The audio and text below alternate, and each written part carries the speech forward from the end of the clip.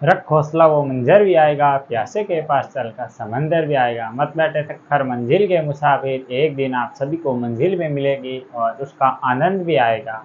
नमस्कार दोस्तों, आप सभी का मेरे YouTube चैनल पर स्वागत है। अगर आप मेरे YouTube चैनल पर आज पहली बार आए हैं तो चैनल को सब्सक्राइब और ये जो पास वाली घंटी दिखाई दे रही है इसे ज़रूर दबाना, जिससे आने वाले वीडियो की नोटिफिकेशन आप सबको सबसे पहले मिलेगी, जिससे आप वीडियो को सबसे पहले देख पाएंगे और वीडियो को लाइक और वीडियो को शेयर भी सबसे पहले कर पाएंगे।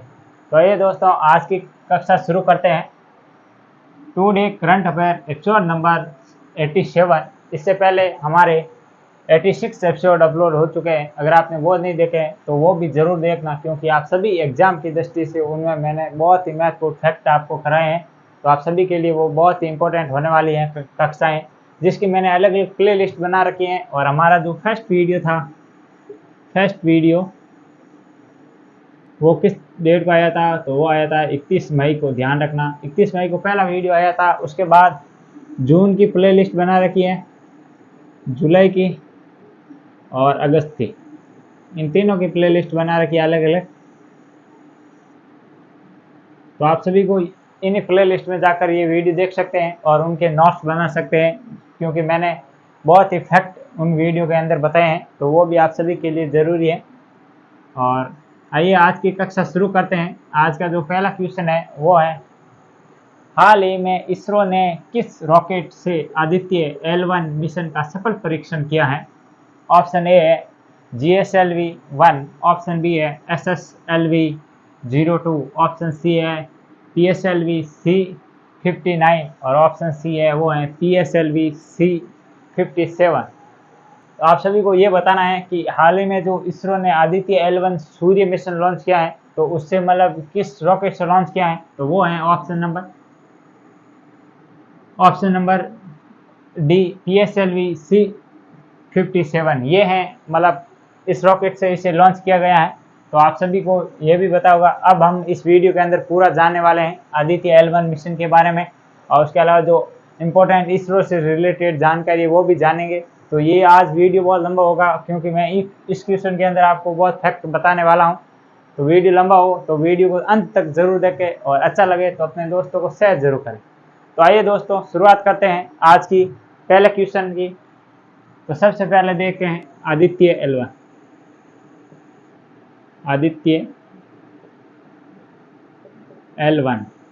आदित्य, इसके बारे में आप जान लेते हैं। इसकी मतलब लॉन्चिंग कब हुई थी, तो यहाँ से हम फैक्ट लिखने स्टार्ट करते हैं।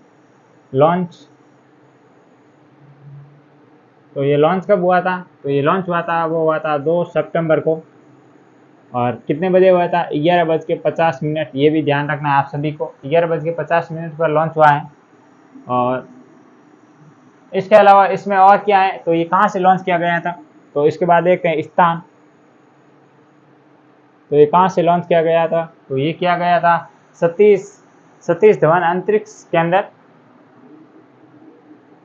सतीश धवन अंतरिक्ष केंद्र, जो कहाँ है? श्रीहरिकोटा, आंध्र प्रदेश। श्रीहरिकोटा आंध्र प्रदेश में स्थित है, ये भी ध्यान रखना है आप सभी को। और इसके अलावा और देख लेते हैं इसके बारे में जानकारी। रॉकेट कौन सा है, रॉकेट कौन सा है, तो ये है PSLV।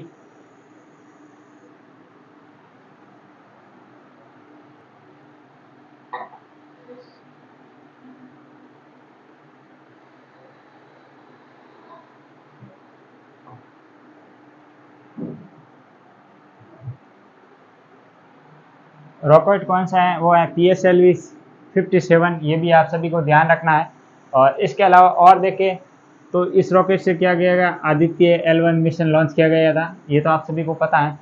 अब देख लेते हैं ये PSLV की कौन सी उड़ान थी।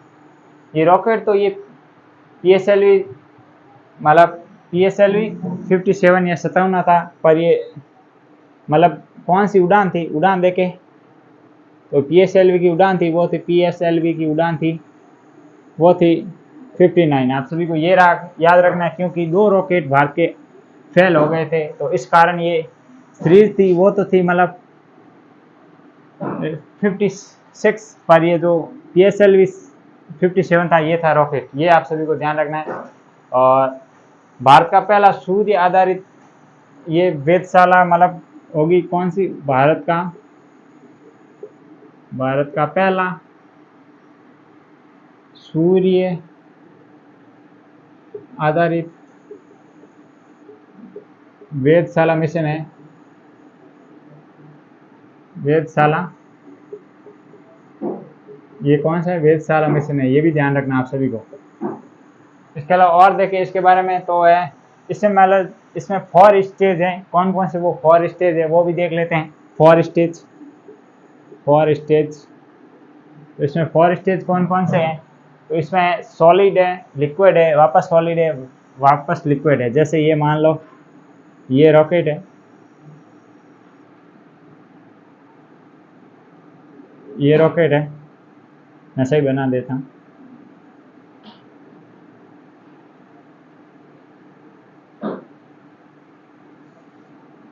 जैसे मान लो ये रॉकेट है,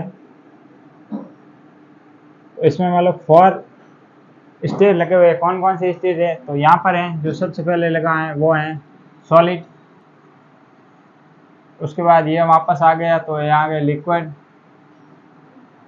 और इधर वापस है उसमें सॉलिड, ऐसे दर्शा देता हूँ। इधर है वापस, वो है लिक्विड वापस।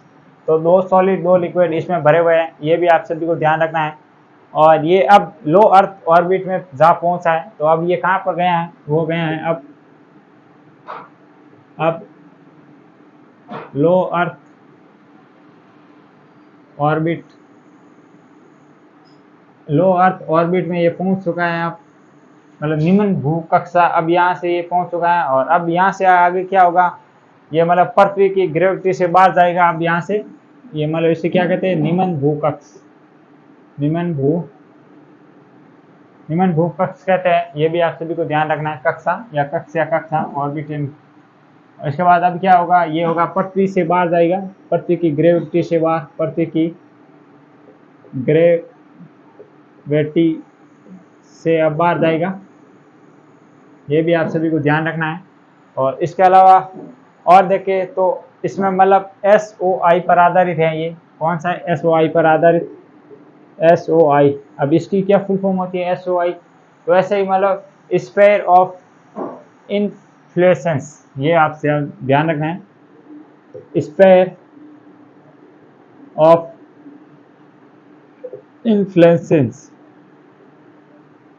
इन्फ्लेशंस है, आपको ये ध्यान रखना है। और इसमें अब ये कितने दिन में वहां पर पहुंचेगा? जो मतलब सूर्य के निकटतम एक बिंदु है L पॉइंट, जिसे L पॉइंट कहते हैं, वहां पर ये कितने दिन में पहुंचेगा? तो समय है, वो समय है, वो कितना लेगा समय? तो समय है वो लेगा 125 दिन। ये भी ध्यान रखना है। और इधर मैं एक यहाँ लाइन खींच देता हूँ, ये क्वेश्चन बाद में कराऊंगा, क्योंकि अभी ये क्वेश्चन कंप्लीट नहीं हुआ है पूरा एक साथ, ये बाद में मैं कराऊंगा। अब ये बाकी जानकारी वो मैं इधर लिख रहा हूँ इसके पीछे, क्यों ये काफ़ी बड़ा होगा क्वेश्चन, इसलिए ये मैंने बीच में क्वेश्चन लिख दिया, ये कुछ नहीं अड़चन करेगा। तो अब देख लेते हैं L पॉइंट। और अब ये कहाँ जाएगा?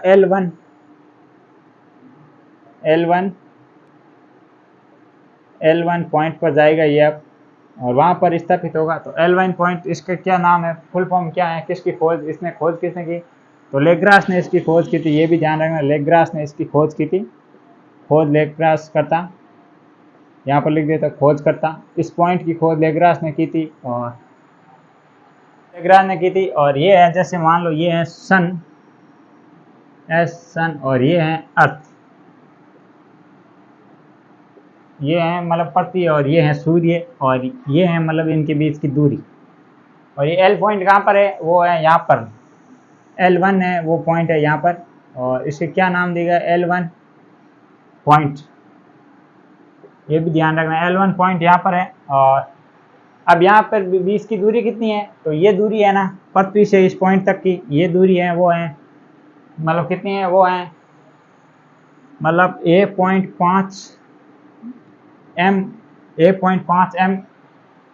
m किलोमीटर है, ये ध्यान रखना। अगर इसे किलोमीटर में बदले तो कितना होगा, तो वो होगा 15 लाख किलोमीटर ये दूरी है, 15 लाख किलोमीटर की दूरी, लाख किलोमीटर की दूरी है, ये भी ध्यान रखना है आपको। यहाँ पर ये स्थापित किया जाएगा, 15 लाख किलोमीटर की दूरी है और यहाँ पर ये स्थापित किया जाएगा। और इन टोटल की ये दूरी कितनी है, तो इन प्रतिशत जो मतलब पृथ्वी और सूर्य के बीच की दूरी का ये सिर्फ 1% भाग है, आपको याद रखना 1% दूरी कवर होगी इस मिशन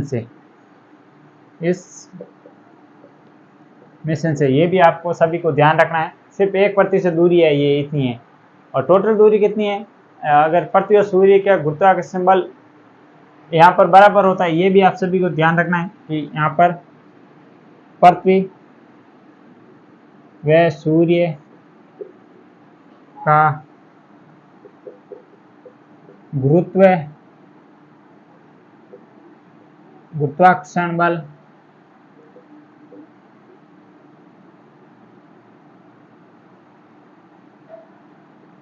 गुरुत्वाकर्षण बल समान होता है, बल समान, इसलिए ये यहाँ पर स्थापित किया जा रहा है आदित्य L1 को, ये भी आप सभी को ध्यान रखना है। और इसके अलावा यहाँ पर और क्या है, मतलब L पॉइंट पृथ्वी की दूरी, और ये आपको मैंने बताया जैसे 1% है, ये भी ध्यान रखना है। और इसके अलावा अब ये क्यों लॉन्च किया गया, इसका कारण क्या है, लॉन्च करने का क्या कारण है कि अभी सूर्य पर ये भेजे जा रहे हैं, इसका कारण क्या है, तो इसका कारण देख लेते हैं। क्यों लॉन्च किया जा रहा है, क्या कारण है इसका लॉन्च करने का। और सबसे पहले कारण है वो है मतलब जो भी सन स्पेशली या सौर तूफान आते हैं वहाँ पर, तो उससे मतलब अध्ययन करना है, सोलर फेलोर का अध्ययन करना। नंबर 1 है वो है मतलब या लिख देता हूँ, ऐसे लिख देता हूँ, मतलब सौर तूफान का अध्ययन करना। नंबर 1 सौर तूफान का अध्ययन करना, सौर तूफान का अध्ययन, ये भी ध्यान रखना है। और इसके अलावा और क्या इसका उद्देश्य है, वो है सौर पवन ऊर्जा का अध्ययन करना। नंबर 2 है वो है सौर पवन ऊर्जा का अध्ययन करना, इसके अलावा और क्या इसका, और सूर्य के बाहरी परत है वो कोरोना, उसका अध्ययन करना। नंबर 3 है वो है सूर्य की बाहरी परत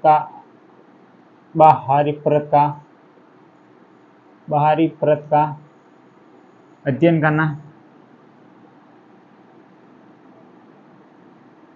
करना। और इसकी क्या है मतलब खासियत, वो है नंबर 4 वो है क्या है, क्या इसकी मतलब जो यहाँ पर यही लिख देता हूँ, इसमें लिख देता हूँ, जो अध्ययन करना और हीटिंग वेव का अध्ययन करना, साथ में हीटिंग वेव का भी अध्ययन करना इसमें साथ में शामिल है, ये भी आप सभी को ध्यान रखना है। और अब जान लेते हैं, ये तो है पूरा मतलब आदित्य L1 मिशन के बारे में जानकारी।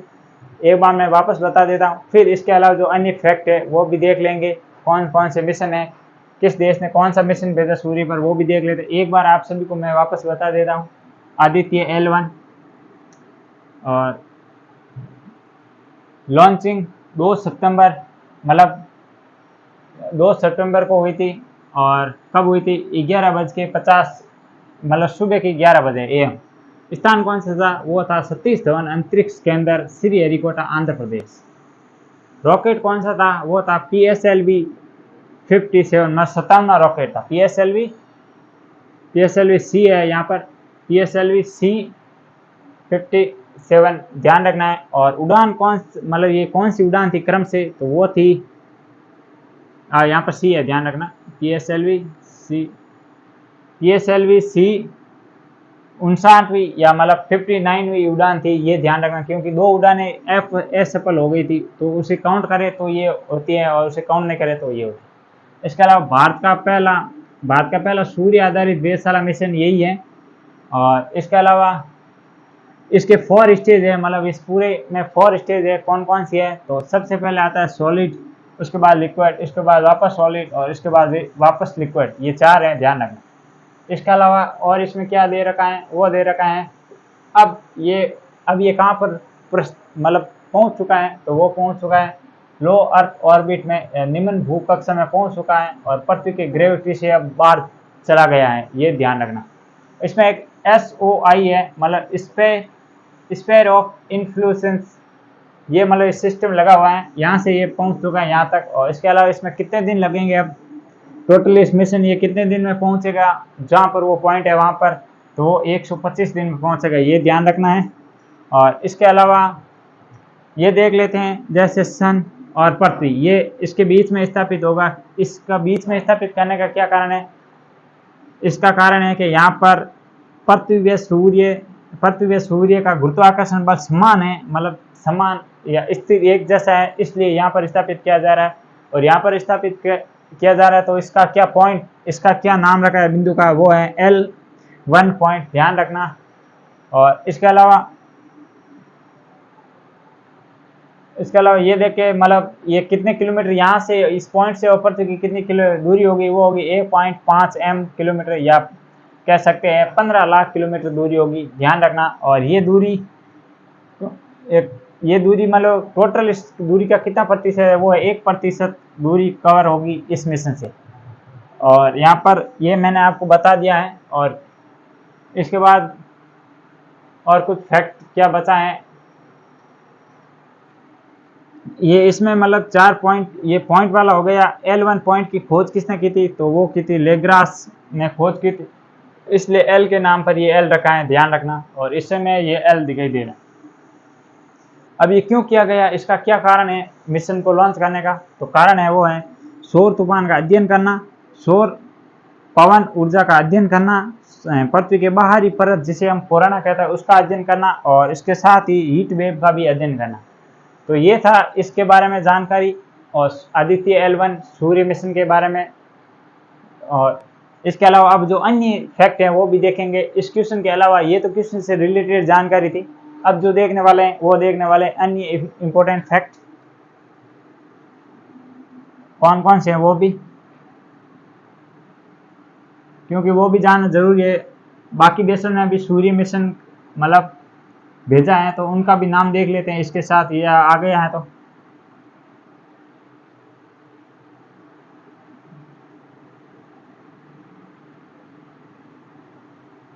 अब सबसे पहले देख लेते हैं और मतलब मिशन के बारे में। तो चंद्रयान 3 हाल ही में लॉन्च किया गया, आपको पता होगा, और ये सफल करने वाला, ऐसा भारत करने वाला पहला देश है चंद्रयान 3, ये भी ध्यान रखना है।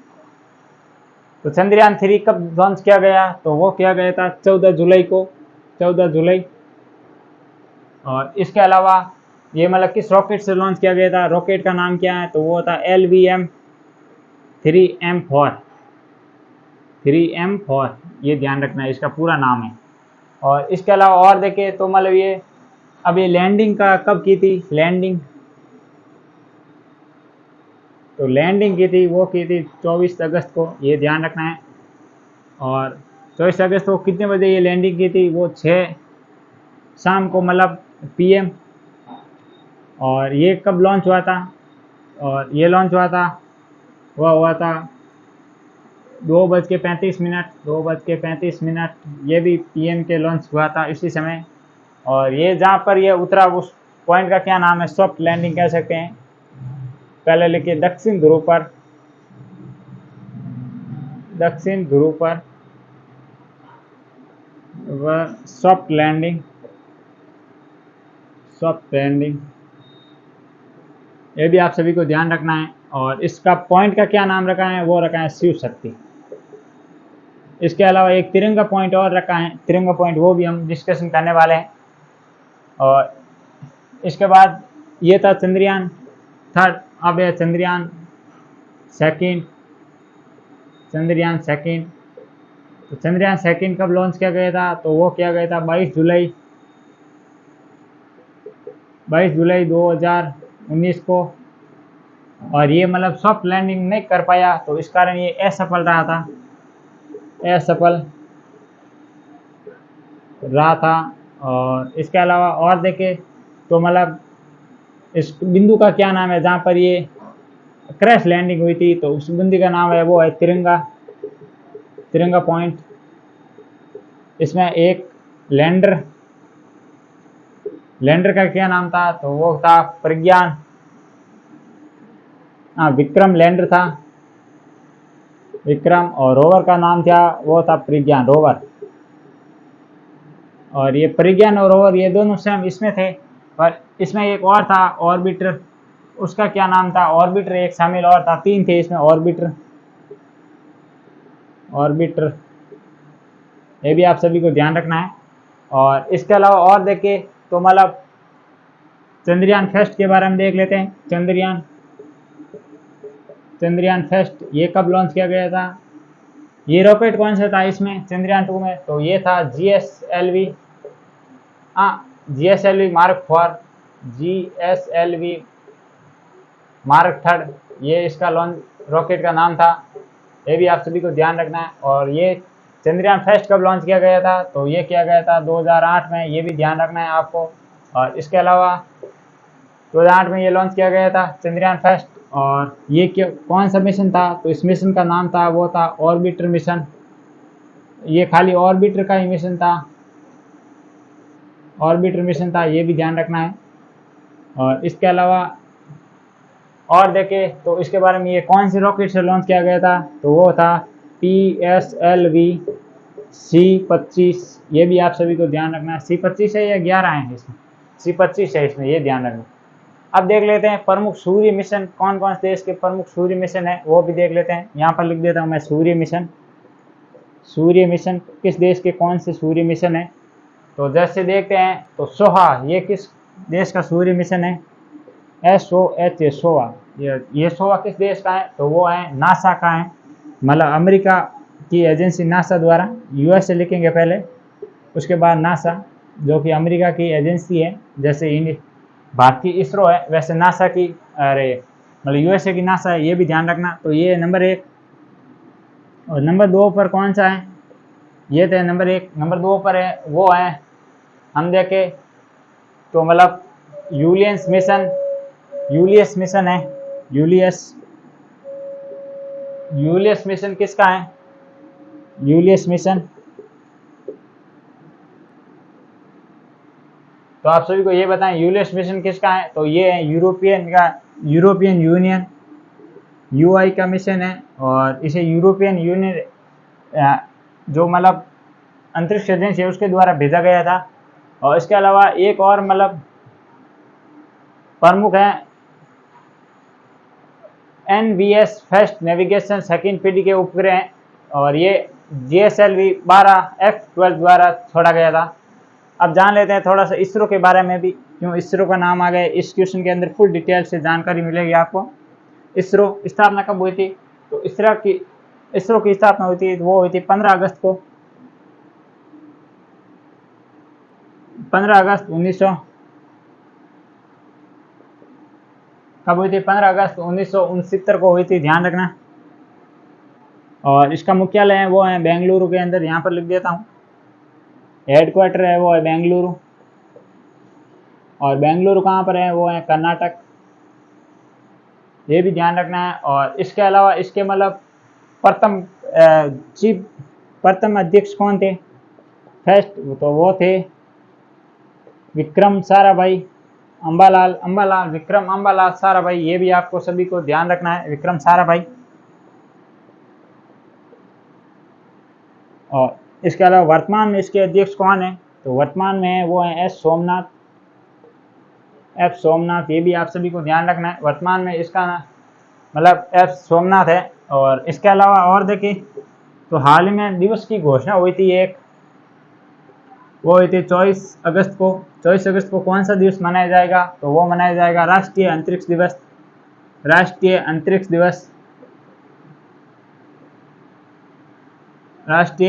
दिवस। ये भी आप सभी को ध्यान रखना है, नवीनतम डे है। तो और हाल ही में एक कीर्तिमान स्थापित हुआ, इस कारण ये दिवस मनाया जाएगा। तो ये थे क्वेश्चन, और इस आदित्य L1 और इसके अलावा जो अन्य फैक्ट थे बहुत इंपॉर्टेंट है। ये क्वेश्चन वेरी नेक्स्ट इंपॉर्टेंट लगा सकते हैं। 5 स्टार लगा रहा हूँ मैं, और 2 स्टार और ऊपर लगा रहा हूँ, ध्यान रखना ये क्वेश्चन बहुत इंपॉर्टेंट है। तो आइए आगे बढ़ते हैं। अब देख लेते हैं अगला क्वेश्चन। थोड़ा सा यहाँ से मैं ये ड्रॉ कर रहा हूँ।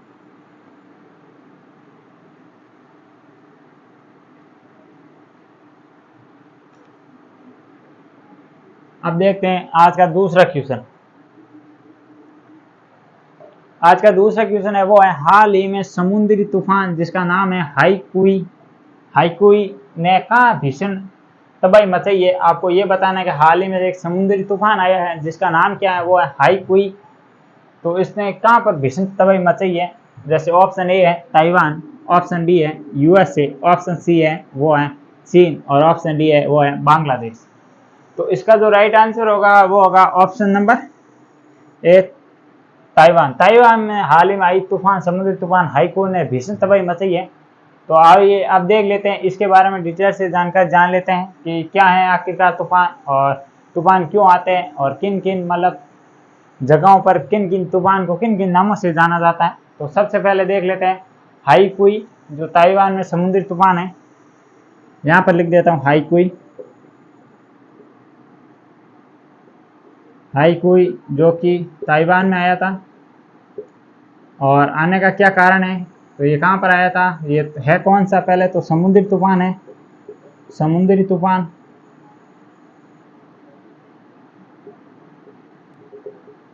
ये भी ध्यान रखना आपको, समुद्री तूफान है। और इसके अलावा इसमें और क्या है, तो ये है मतलब क्यों आता है, ये चक्रवात क्यों आते हैं। तो देख लेते हैं चक्रवात। अब चक्रवात क्यों आते हैं, तो चक्रवात आते हैं वो आते हैं निम्न वायुदाब केंद्र के कारण आते हैं। निम्न वायुदाब केंद्र। और इसके अलावा और देखें तो यहाँ पर अधिक होती है वर्षा अधिक। ये भी ध्यान रखना आप सभी को, वर्षा अधिक होती है और वायु कैसी होती है, वो होती है निम्न वायुदाब का केंद्र बनता है, इस कारण तूफान आते हैं। अब देख लेते हैं प्रमुख स्थान और कहाँ पर तूफान को किस किस नाम से जाना जाता है अलग अलग। जैसे नंबर 1 है वो है हरिकेन, नंबर 2 है वो है विली विलीज।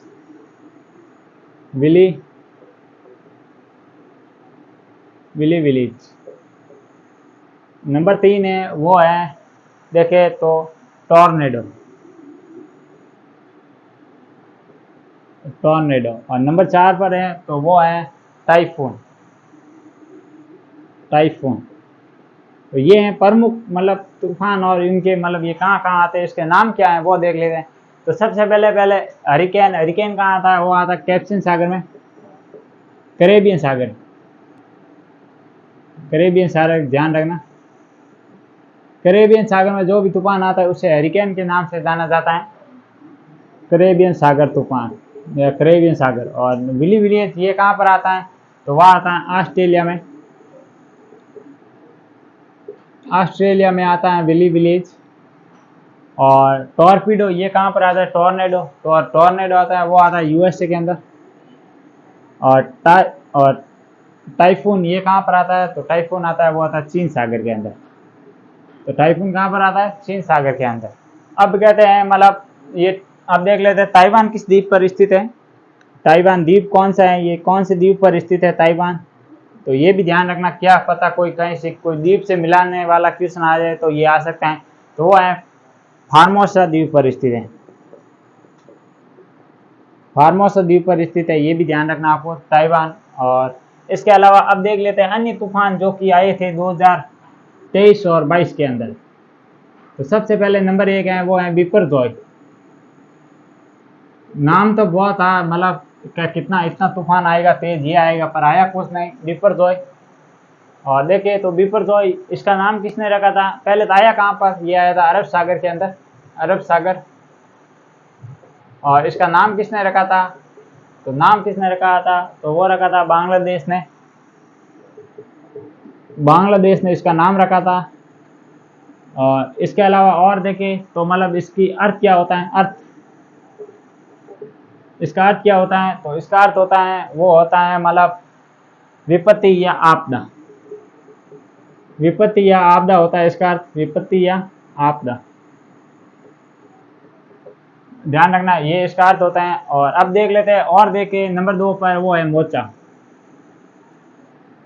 एक मोचा तूफान भी आया था, आपको ध्यान होगा। और मोचा तूफान कहाँ पर आया था? वो आया था बंगाल की खाड़ी के अंदर। बंगाल की खाड़ी के अंदर ये तूफान आया था, ध्यान रखना। और इसका नाम किसके द्वारा रखा गया? तो इसका नाम रखा गया, तो वो रखा गया था यमन के द्वारा। और आपको ये बताना है कि इसका अर्थ क्या होता है। अर्थ आप सभी को कमेंट बॉक्स में बताना है अर्थ क्या है इसका। और एक और आया था नंबर 3, वो है असनी। नंबर 3 है, वो है असनी। असनी का नाम किसने रखा था? श्रीलंका ने रखा था। अर्थ क्या होता है? छिपकली। छिपकली, ये इसका अर्थ होता है, ध्यान रखना। और इसके अलावा और देखिए तो ये कहाँ पर आया था? बंगाल की खाड़ी में आया था असनी, ये भी ध्यान रखना आपको। बंगाल की खाड़ी, बंगाल की खाड़ी।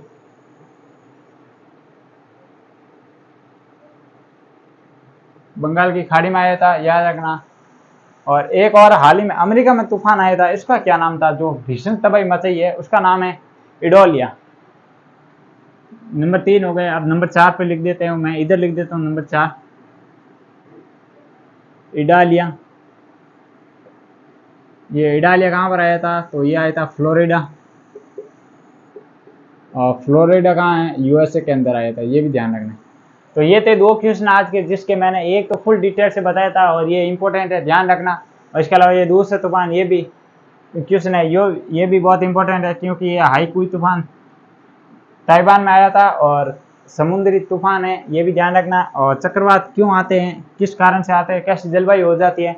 तो वो निम्न वायुदाब केंद्र बन जाता है और वर्षा अधिक होती है, इस कारण वहाँ पे तूफान होते हैं, या तूफान कहते हैं उसे। द्वीप कौन सा है जो ताइवान स्थित है? वो है फार्मेसो द्वीप है, ये भी ध्यान रखना। हेरिकेन कहाँ पर कहते हैं? कैरिबियन सागर में जो भी तूफान आता है उसे हेरिकेन कहते हैं। विले विलेज ऑस्ट्रेलिया में जो भी तूफान आता है उसे विले विलेज कहते हैं। टॉर्नेडो यूएसए में जो भी तूफान आता है उसे टॉर्नेडो कहते हैं। और टाइफून, ये चीन में जो भी तूफान आते हैं उसे टाइफून कहते हैं, ध्यान रखना। इडालिया तूफान हाल ही में फ्लोरिडा यूएसए में आया था। बिपरजॉय अरब सागर, उत्पत्ति कहाँ पर? अरब सागर। नाम बांग्लादेश ने देखा। अर्थ विपत्ति या आपदा। मोचा कहाँ पर आया था? बंगाल की खाड़ी के अंदर। नाम यमन के द्वारा रखा गया। अर्थ इसका आपको बताना है कमेंट बॉक्स। असनी श्रीलंका में आया था। अर्थ छिपकली। और ये कहाँ पर आया था? बंगाल की खाड़ी में। तो आज के ये थे 2 क्वेश्चन। अगर वीडियो अच्छा लगा आज का, आपको इंफॉर्मेटिव जानकारी मिली, तो वीडियो को ज़्यादा से ज़्यादा शेयर जरूर करें।